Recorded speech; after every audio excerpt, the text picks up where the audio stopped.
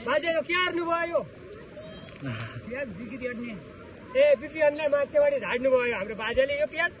कृषकहरूलाई पनि पिर पर्दा यति मिहिनेत गरिकन प्याज फलाउनु यसरी भण्डारण गर्नुपर्ने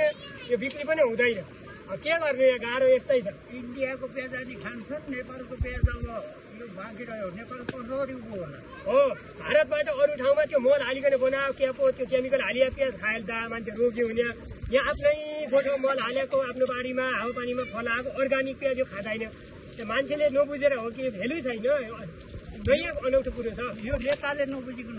हो यो नेताले नबुझिया खाने मान्छेले बुझ्नुपर्ने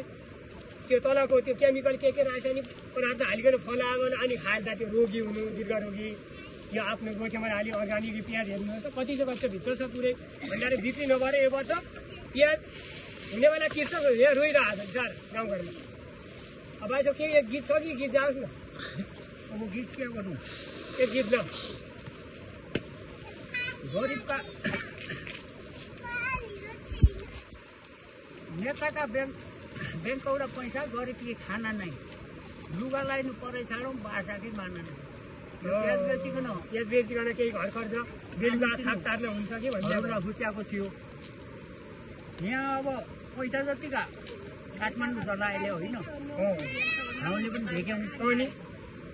अब त्यति पैसा तिमीले भित्र राखिकन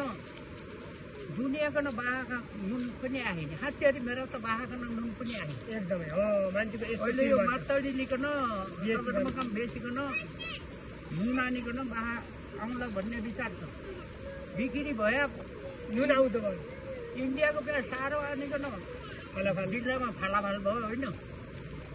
अब हाम्रा यो